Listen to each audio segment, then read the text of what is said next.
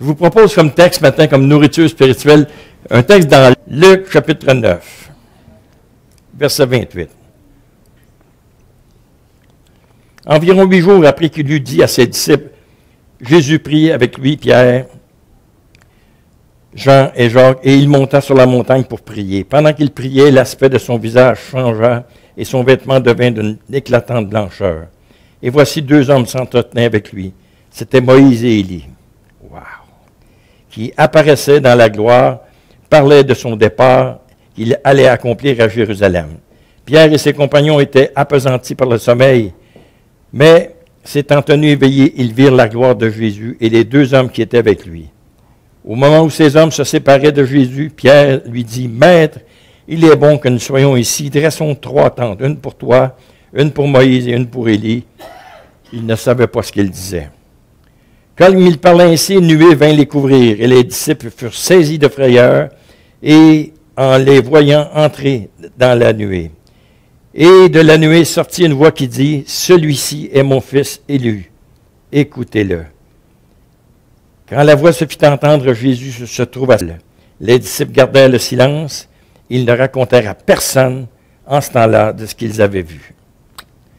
Alors, dans ce merveilleux texte de la transfiguration, Luc nous situe exactement dans le contexte de l'histoire. C'est-à-dire, nous sommes à 8 jours après que Pierre eut reconnu Jésus-Christ comme le Christ de Dieu.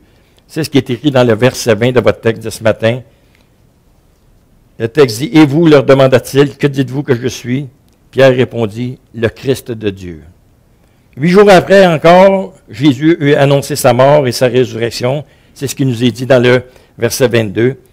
Il ajouta qu'il fallait que le Fils de l'homme souffrit beaucoup et qu'il fût rejeté par les anciens, par les principaux sacrificateurs et les scribes, et qu'il fût mis à mort et qu'il ressuscita le 3e jour. C'était 8 jours auparavant. Encore 8 jours après, que Jésus dit, « Si quelqu'un veut venir après moi, qu'il renonce à lui-même, qu'il se charge chaque jour de sa croix et qu'il se suive. » On se transpose 8 jours plus tard. Eh bien, c'est là que Jésus va faire passer un test extrême à 3 de ses disciples. Et c'est les mêmes disciples qui ont été témoins de la résurrection de la fille de Jaïrus. C'est les 3 mêmes disciples qui ont été témoins des souffrances de Jésus-Christ dans le jardin de Gethsémani. Pourquoi ces bonhommes? Pourquoi ces 3 bonhommes? Le texte ne le dit pas. Mais on sait pertinemment qu'au chapitre 10, verset 1, Jésus-Christ a choisi 60 disciples pour aller évangéliser toute la Palestine. Et parmi ces 70 disciples, Jésus-Christ va en choisir 12 pour devenir ses apôtres. Et même parmi ces 12, il va en choisir 3 avec lesquels il va avoir des intimités, des temps de bénédiction personnelle. C'est donc dire qu'à travers ce texte, on peut reconnaître que Jésus-Christ aime les tête-à-tête. Il aime les rencontres personnelles. C'est la question qu'on peut se poser. Est-ce que dans ce monde effarant, comme Franck nous a partagé tantôt, ce monde qui tourne tellement vite, est-ce que Jésus-Christ nous invite encore quelquefois sur sa montagne pour jaser? Juste pour jaser, pour parler. Est-ce qu'on a encore de ces invitations dans notre tête qui dit, Pierre, arrête, ça tourne trop vite, arrête, viens me parler, on va jaser. C'est plutôt rare, on tourne tellement vite. Ou bien on est peut-être de ces disciples qui restent en bas de la montagne et puis qui se contentent du statu quo.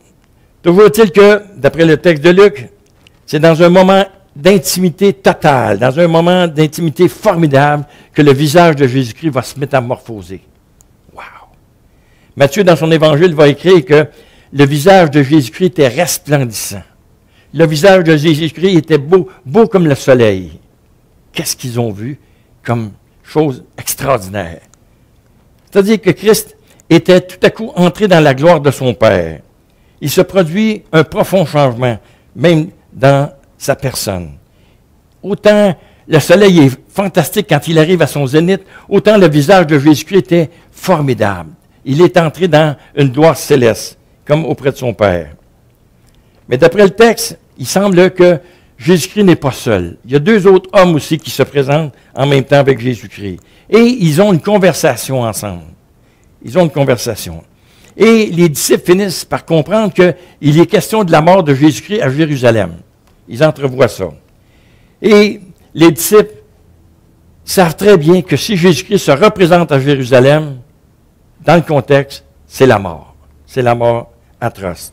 Alors, pendant un instant, mettons-nous dans la peau de ces disciples qui voient des choses formidables et essayons de comprendre ce qui vient d'arriver pour ces hommes, peut-être éberlués.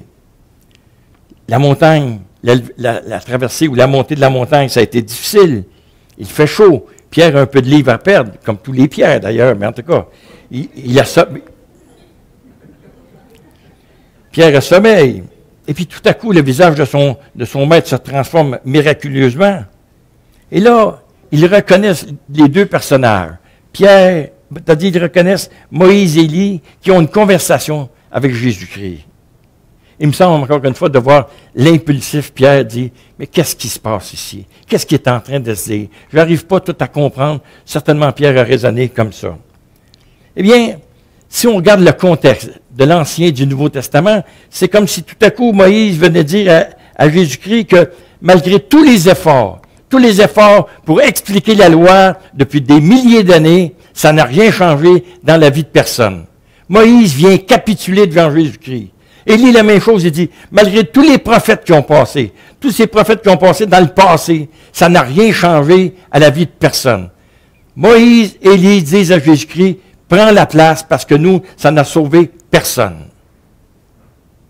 Vous pensez que ça peut être passé comme ça, une conversation comme ça? Un Moïse qui, malgré toute la loi, un Élie avec tous ses prophètes, n'ont rien changé sur la planète. Il faut que Jésus-Christ, comme on dit en anglais, take over. Prends la place parce que nous, ça n'a pas fonctionné.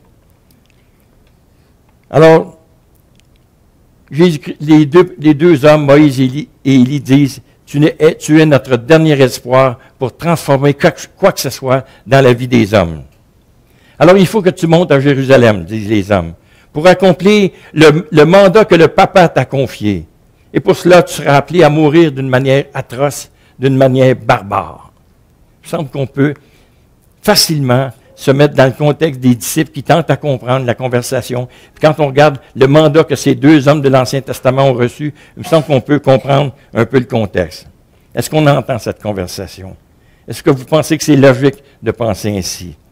La fin du verset 31 nous dit, « Il parlait de son départ qu'il allait accomplir à Jérusalem. » C'est le sujet de conversation.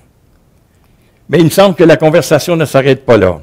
Il semble d'entendre encore les deux hommes dire, pendant un court instant, Jésus-Christ, à cause de ta mort, l'ennemi que nous avons comme un Satan va se croire vainqueur. Il aura pensé pendant un instant qu'il aura vaincu parce que tu vas mourir. Mais au contraire, parce que tu vas mourir bien sûr pour le péché de chacun des individus sur cette planète, mais tu vas aussi ressusciter. Et cette résurrection, c'est un avant-goût de chaque chrétien, de chaque être qui aura confessé Jésus-Christ, qu'un jour va aussi ressusciter. Satan va être vaincu à jamais. Tu auras vaincu le dernier ennemi qui s'appelle la mort. La mort. Dans 1 Corinthiens 15, à partir du verset 19, il est écrit, « Si c'est dans cette vie seulement que nous espérons en Christ. » Qui peut terminer? Si c'est dans cette vie que nous espérons seulement en Jésus-Christ, nous sommes les plus malheureux du monde. J'aime la compétition. Encore dans 1 Corinthiens 15, à partir du verset 19. Mais maintenant, Christ est ressuscité des morts. Il est le prémisse de ceux qui sont morts, car puisque la mort est venue par un homme, c'est aussi par un homme qu'est venue la résurrection des morts. Et comme tous meurent en Adam, de même tous revivront en Jésus-Christ. C'est un peu ce que les disciples viennent dire. Bien sûr que l'ennemi va être content à ton dernier souffle. Il va penser qu'il est vainqueur sur la planète pour l'éternité. Mais ta résurrection, Jésus-Christ, nous dit, Moïse et Élie, va tout bouleverser pour le restant de l'éternité. Voilà en gros un peu ce qui s'est passé sur cette montagne de la transfiguration. Bien sûr qu'il faut se mettre dans le contexte, il faut aller voir l'histoire de l'Ancien aussi Testament, mais il me semble que ces hommes sont venus porter une espèce de capitulation. On n'a pu rien changer sur cette terre, nous disent Moïse et Élie. Mais toi, Jésus-Christ, par ta mort atroce, barbare, ça va changer tout le reste de l'histoire de l'humanité jusqu'en 2016 à Limoilou. Amen. Gloire à Dieu, mes amis. Mais ce matin, il me semble que ce n'est pas particulièrement Moïse et Élie qui nous intéressent. C'est surtout l'attitude des disciples. Ils sont bizarres. Et nous allons constater que dans certains domaines, on leur ressemble beaucoup. Alors, si on revient sur ce qui est passé sur cette montagne, Jésus-Christ a invité dans l'intimité 3 de ses disciples pour prier. Jésus-Christ leur a permis de voir des choses extraordinaires. Vous en convenez? Des choses extraordinaires. Mais regardez bien l'attitude humaine qu'on peut retrouver dans chacun des disciples. Verset 32. Pierre et ses disciples étaient appesantis par le sommeil. Mes amis, ça serait vraiment de se bercer d'illusions, de prétendre que le sommeil ne nous a jamais privés de bénédiction. Ça vous est déjà arrivé? De dire, Seigneur, ce soir-là, avant de me coucher, je prends un quart d'heure. Je prends un quart d'heure, puis je lis, puis je veux entendre ta voix, puis je veux prier, Seigneur, donne-moi ça. 5 minutes après, on tombe dans le coma, c'est pas long, s'il vous plaît. Quelle tristesse, quelle tristesse. Combien de fois, comme l'apôtre Pierre, nous avons désiré un temps avec le Seigneur? Combien de fois, à la fin d'une journée, nous avons voulu prendre contact avec le Seigneur, puis le Seigneur reste en plan. Il attend. Il attend. Puis quand on prend le dessus sur le sommeil, ils vont dire, comment ça se fait, Seigneur, que tu ne me réponds jamais? J'ai hâte de voir le Seigneur dit, si tu restais réveillé au moins. Ça nous ressemble, l'attitude des disciples. Ça nous ressemble drôlement, mes amis. Alors, il ne faut pas se surprendre que Jacques, dans son épître, va écrire dans Jacques chapitre 4, verset 2, pour ceux qui prennent des notes. Jacques écrit, vous ne possédez pas parce que vous ne demandez pas. Et quand vous demandez, vous ne recevez pas parce que vous demandez mal. Vous demandez mal. À la sauvette. Toujours la dernière seconde. Toujours quand il reste un petit temps à part, mais jamais un temps sérieux avec Jésus-Christ. Jamais, jamais. C'est toujours rapide. C'est toujours si j'ai du temps. Si mon agenda le permet. Et là, on prend un temps avec la Seigneur. Mais jamais un temps concis, précis. Et quand on le prend souvent, on dort. On dort. Je ne sais pas si vous êtes de même, mais quand la sieste arrive, hein, les vieux, là.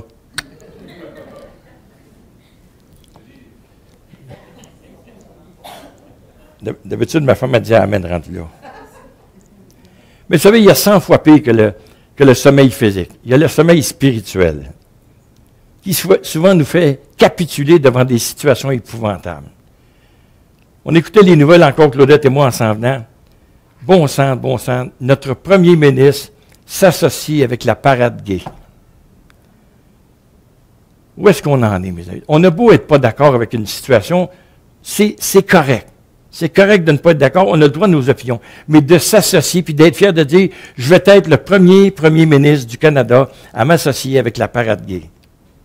On a capitulé, mes amis. On a levé le flag, et puis on ne peut pas arriver à les centraliser vers la personne de Dieu. On va s'associer. On s'endort. On s'endort au gaz. Et nous, comme votants, on n'a pas le choix. Ils sont tous comme ça maintenant. C'est incroyable comment, avec les années, on peut s'endormir.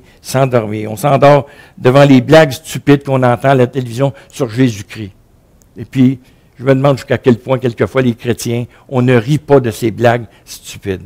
On s'endort avec des choses incroyables. On s'endort devant l'avortement. On tolère maintenant parce que c'est comme ça. Il n'y a rien de pire. Bien sûr que le sommeil physique, Dieu est privé de beaucoup de choses, mais le sommeil spirituel. On prend de moins en moins position dans nos églises contre un fait qui est là. Et je loue le Seigneur. Je loue le Seigneur parce que à Marieville, nous avons un pasteur qui s'appelle Raymond McNeil. Et Raymond, c'est le spécialiste des Écritures. Des Écritures bibliques, bien sûr. C'est un prédicateur extraordinaire. Mais quand Raymond voit quelque chose à la télévision qui lui déplaît, ou quand il voit une opinion circuler, Raymond écrit et il déjoue des choses incroyables. Il y a à peu près 2 ans, il y avait un commercial qui passait à la télévision. Je ne me souviens pas trop c'était quoi, Claude. Et puis Raymond a écrit au poste de télévision leur demandant de ne plus passer ce commercial. Et il a réussi. Le commercial ne passe plus. Il dénonce les choses. Raymond est un être extraordinaire pour ces choses-là, mes amis.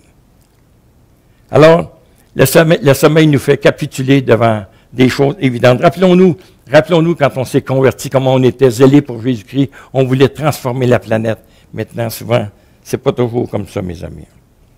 Pourtant, exactement comme Pierre et Jean et Jacques, nous avons certainement vu la gloire de Dieu quelque part. Nous avons été émerveillés par sa création. La ville de Québec, c'est merveilleux. La région de la Mauricie, c'est merveilleux. On est émerveillés devant la naissance d'un enfant. En grand-maman, c'est-tu vrai?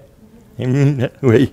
On est émerveillé. Et puis, c'est la gloire de Dieu dans ces petits détails. Et puis, ça reste pas. Ça reste pas dans notre cœur. Ça s'extirpe tellement rapidement et on passe à autre chose, mes amis. Ça en est aberrant. C'est pas pour rien que Jésus-Christ va dire un jour, « Heureux ces serviteurs que le Maître aura trouvés veillants lorsqu'il va arriver. » Heureux les serviteurs qu'il va trouver veillants lorsqu'il va arriver. Serons-nous de ceux-là? Je le souhaite de tout mon cœur, mes amis. Maintenant, une deuxième attitude. Deuxième attitude qu'on peut associer aux disciples. On peut s'associer facilement avec ses disciples.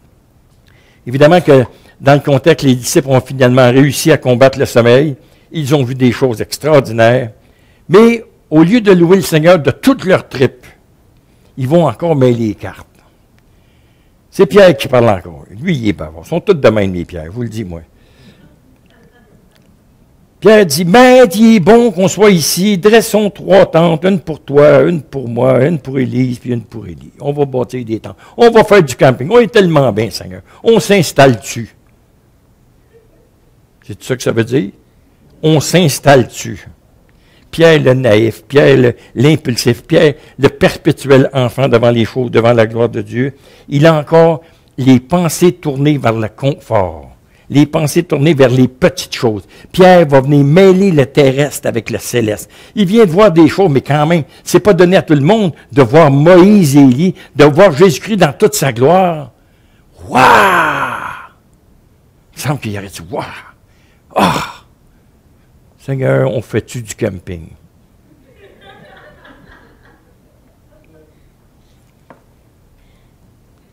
Combien de fois Dieu nous a parlé, soit en lisant sa parole, soit en écoutant un beau cantique comme ce matin, soit en voyant encore une fois la beauté de sa création, puis nous on dit, on s'installe dessus.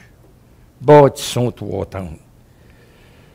Combien de fois l'intervention de la parole par quelqu'un qui enseigne ou quelqu'un qui se lève pour une belle exhortation comme dans Isaïe ce matin, et puis nous, on a dit, on a compris qu'il y aurait des changements à avoir dans notre vie, puis on dit, on continue notre train-train quotidien, les bébelles qui nous entourent prennent beaucoup de place encore dans notre vie, et on s'installe, et on fait du camping. Et avec les années, dans notre vie spirituelle, on s'est installé. Vrai? On s'est installé dans un confort qui ne fait que satisfaire notre ennemi. J'ai souvent dit, moi, quand je vais mourir, Satan va dire, enfin, il est mort. Mais pas avant, je vous le garantis. Pas avant. Vrai? Il n'y a pas beaucoup d'amen, en tout cas. On retourne à Marieville. Et puis, c'est pas juste notre vie qui en souffre. Le monde a soif d'entendre le vrai évangile. Vous avez un projet d'évangélisation, je l'ai entendu ce matin. Quand on s'installe dans notre petit confort, puis on ne cherche pas à complètement la gloire de Dieu. Le monde a soif d'entendre le vrai évangile. Le missionnaire manque de fonds quelque part. On ne sait pas où, mais c'est à nous de rechercher ces choses-là. L'Église est en manque de ressources, on manque d'ouvriers partout. On est à la recherche d'un pasteur pour Marieville depuis 2 ans. Une application d'1 an. C'est un vieux monsieur. Je me souviens, mais il dit qu'il était dans la région de Québec. Il avait 78 ans. Il voulait passer par Marieville pour 6 mois en attendant de retourner aux Haïts. Monsieur, s'il vous plaît, il essaye de se débarrasser de 2 croutons de 70 ans à Marieville. On n'en prendra pas un de 78 ans, certain. Ça ne tient pas. Et puis, naturellement, l'Église n'a pas accepté non plus. Il ne faut pas se surprendre qu'au verset 33, il y a une phrase magnifique de Luc. Verset 33, Pierre ne savait pas ce qu'il disait. Il ne faut pas se surprendre. Pierre, il ne savait pas ce qu'il disait. Mes amis, est-ce que vous pensez qu'on sait vraiment ce qu'on dit? Est-ce que vous pensez qu'on ne sait jamais vraiment ce qu'on fait quand nos priorités sont focusées sur notre petite personne ou nos petites bébelles au lieu de la gloire de Dieu? Je vous dirai jamais que c'est un péché d'avoir une maison propre ou d'avoir un job convenable, un job intéressant. C'est pas un péché, mais c'est quand les priorités, nos priorités passent avant celles de Dieu. Là, on a un problème. C'est quand notre agenda passe avant celle de Dieu. Je regarde mon agenda, je dis, oh, mercredi, oh, la famille plouf. Non, je ne pense pas que je serai là pour la réunion de prière. Oh, samedi, il y a un bon film. Je pense que je ne serai pas là pour les activités de l'Église. Mes amis, notre agenda est toujours en guerre contre Dieu. Et c'est à nous d'en déterminer le vainqueur. notre agenda, notre petite personne, s'installer, puis, mes amis, en termes clairs, comme vous disiez tantôt, nous sommes en guerre avec notre agenda et avec notre moi-même. Maintenant, nous allons voir qu'il va se passer encore une fois des choses extraordinaires sur cette montagne. Un événement qui risque de réveiller enfin ses disciples. Un événement qui risque de ramener les vraies priorités, et peut-être les nôtres à la fin de compte. Verset 34, on retourne là-dedans. Comme Pierre parlait ainsi. Luc n'a pas dit radoter, il a dit parler. Comme Pierre parlait ainsi, une nuée vint les couvrir, et les disciples furent saisis de frayeur en les voyant entrer dans la nuée. Et de la nuée sortit une voix qui dit, « Celui-ci est mon fils élu. Écoutez-le. Écoutez-le. » Souvent dans la parole de Dieu, nous remarquons que Dieu se présente sur une forme de nuée. Et la nuée dans la parole de Dieu, c'est souvent la gloire de Dieu qui se présente et en même temps la crainte des hommes. C'est troublant de voir Dieu dans une forme de nuée. Un jour, j'écoutais une émission anglophone qui se disait évangélique. Et puis, celui qui interviewait l'autre disait, « Ah, monsieur, comme ça, vous êtes allé au ciel. Ah, puis vous en êtes revenu. Ah. » L'autre dit, « Oui, oui. » Puis regardez, j'avais cette cravate-là. Regardez, elle sent encore le ciel. Menteur de menteur. Quand on va au ciel ou quand on se présente dans la présence de Dieu d'une façon évidente, on a la chienne. On a peur. On ne vient pas présenter la senteur de sa cravate. Menteur. La nuée, c'est quelque chose de troublant dans la parole de Dieu. C'est une crainte pour les hommes. Mais si on revient encore sur cette montagne, on constate que Dieu a envie de donner une réplique à Pierre et à ses confrères.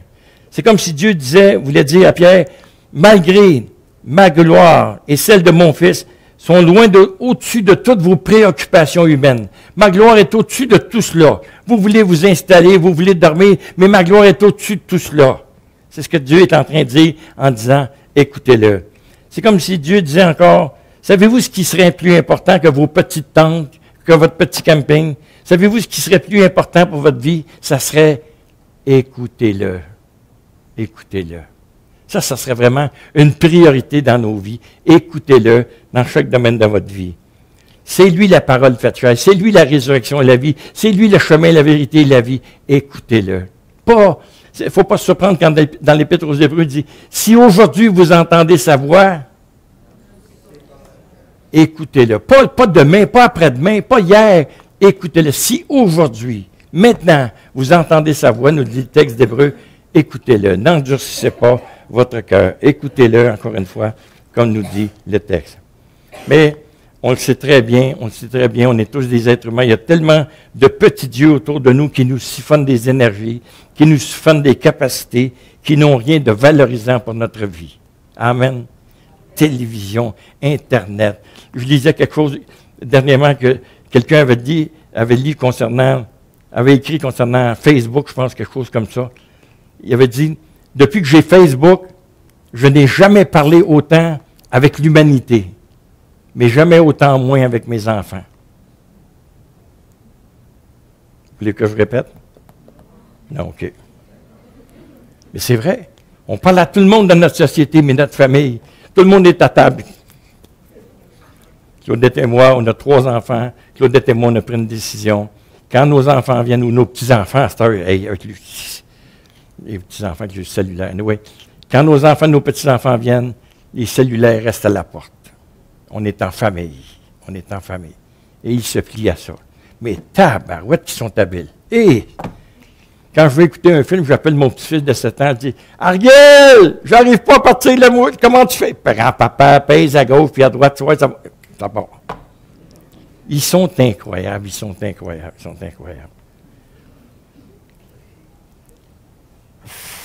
Mes amis, après tant d'années à Jésus-Christ, je reste convaincu qu'il n'y a pas de pire péché, il n'y a pas de pire chose que lorsque Dieu offre sa grâce, que de la rejeter par l'indifférence ou l'endurcissement de notre cœur.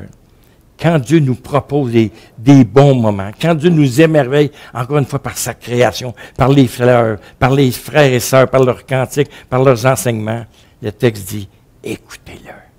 Christ a envie de nous parler, écoutez-le. C'est fantastique, c'est fantastique. Et le texte de Luc se termine par une note, encore une fois, de tristesse. Encore une chose qu'on peut s'associer. Regardez la fin du verset 36. Les disciples gardèrent le silence et ils ne racontèrent à personne, en ce temps-là, rien de ce qu'ils avaient vu. Vous avez une campagne d'évangélisation, je pense qu'il s'en vient. C'est ce qu'on me dit ce matin. France, c'est vrai? Vous avez quelque chose qui s'en vient? Mes amis, encore une fois, il faut... Pardon? Je suis en vacances. Mes amis, encore une fois, il faut l'admettre. Les disciples ont dû voir des choses qui les ont émerveillés. Flabbergastés, comme on dit en français. Ils ont vu des choses qu'il n'y a pas beaucoup de personnes qui ont vues dans leur vie. Qui peut se vanter d'avoir vu Moïse et Élie? Aucune main ici ce matin. Hein? Qui peut se vanter d'avoir vu Jésus-Christ dans sa gloire comme les disciples l'ont vu? Wow! Ils ont vu des choses merveilleuses. Et au lieu de redescendre et de dire, moi je cours en bas, puis il faut que j'aille évangéliser Jérusalem, j'ai vu des choses merveilleuses, il faut que je raconte ça à tout le monde. Ils ne dirent à personne de ce qu'ils avaient vu. Mais, au lieu de pointer du doigt ses disciples, posons-nous la question jusqu'à quel point on ne leur ressemble pas. Vous êtes chrétien, gloire à Dieu. Est-ce que vos amis au travail le savent? Est-ce que vos voisins le savent, que vous êtes chrétien? Oh, bien sûr que ça peut risquer des drôles de surprises. Ceux qui étaient à Charlebourg avec nous quand on est arrivé il y a 10 ans, vous vous souvenez, Claudette et moi, on aime recevoir les voisins et les gens de l'église avec muffins et café. Un samedi matin, on fait ça, on invite tout le monde, puis venez prendre un café, venez prendre un muffin, puis on le dit à nos voisins aussi. Et cette année, à Marieville, ça fait 3 mois qu'on est arrivé à Marieville, on le dit aussi à tout le monde, on a invité à nos voisins. Et c'est un beau bungalow qu'on est, dans lequel on demeure, et en bas, il y a un petit 3,5, c'est une madame veuve qui est en bas. Et la madame, on l'a invitée. Et elle est venue le samedi matin, elle était l'une des premières arrivée à 9h, 9h30, elle était là, elle m'a dit, j'espère, en entrant de ça, j'espère qu'il n'y a rien de religieux dans votre affaire, parce que je suis témoin de Jéhovah. Oh! Les belles années qui sont devant moi. Les belles années qui sont devant moi. Oh! Et je vous le dis, ça fait maintenant 4 à 5 mois qu'on est là. La fichue de madame est jamais toute seule. Jamais toute seule. Il y a toujours quelqu'un qui l'entoure. Il y a quelqu'un pour parler avec elle. Je ne peux jamais parler à ma voisine. Et je suis watché en s'il vous plaît. Mais ils savent, je suis un chrétien et ça les dérange. Yes! Ils le savent. Mais, encore une fois, au lieu de faire comme ces disciples qui ont descendu en bas de la montagne et qui n'ont rien dit, est-ce que nos amis, nos compagnons de travail, notre famille, le beau-frère, la belle-sœur, vous savez, celui qui nous tombe ses nerfs, là, ou celle qui est mémée, qui jase tout le temps contre les autres, est-ce qu'elle sait que vous êtes chrétien, que vous êtes né de nouveau? Ou si vous êtes en bas de la montagne et vous n'avez dit à personne de ce que vous aviez vu? Je vous partage juste un bout de phrase que j'ai lu dernièrement. Et je vais le dire 2 fois parce qu'elle est tellement belle, cette phrase-là. C'est une phrase de Oswald Chambers. Pour ceux qui connaissent Oswald Chambers, c'est un auteur extraordinaire. Il a dit, « Suis-je animé par le sentiment que j'ai une dette à l'égard de Jésus-Christ concernant toute âme qui n'est pas encore sauvée? » Je répète. « Suis-je animé par le sentiment que j'ai une dette à l'égard de Jésus-Christ concernant toute âme qui n'est pas encore sauvée? » Mes amis, dans cette campagne d'évangélisation qui s'en vient pour vous autres, ou dans n'importe quelle situation, dans notre vie chrétienne, ayons le goût, pas du camping, de descendre en bas de la montagne et de dire, « Hey, je suis chrétien, je suis né de nouveau, et puis j'aimerais donc vous le dire comment c'est arrivé. » Dernièrement, à Marieville, on a fait un petit déjeuner de l'espoir, puis on pense qu'il s'est fait au moins 5 à 6 conversions ce dimanche matin-là. On a été bénis parce que comme je me suis levé ce matin-là, en voyant Marieville comme une mère Et Claudette et moi, on apportait notre petite goutte d'eau par un témoignage et un cantique. Tous, on a mis une goutte d'eau dans Marieville. Le message a été annoncé. Gloire à Dieu. Amen. Prions. Notre Dieu Père Céleste, merci.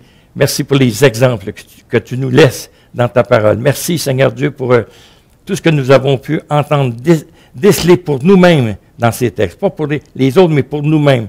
Alors, notre Dieu, apprends-nous à reconnaître ta gloire en toutes choses. Apprends-nous, Seigneur Dieu, à nous motiver, à pas nécessairement s'endormir, s'installer ou ne pas dire, mais au contraire, être actif pour toi, vendu pour toi. Et Seigneur, je prie pour cette campagne d'évangélisation qui vienne, que tu puisses faire que les fonds soient là, que les choses ne soient pas abandonnées en pleine marche, que l'ennemi ne dise pas, j'ai été vainqueur, Limoilou a arrêté sa campagne d'évangélisation, Seigneur, uniquement à cause de sous. C'est pas vrai, Seigneur. C'est pas vrai que l'ennemi aura la victoire là-dessus. Parce que, Seigneur, toi, Dieu, tu nous as assuré que sans toi, on ne peut pas rien faire. Mais avec toi, tout est possible, notre Dieu.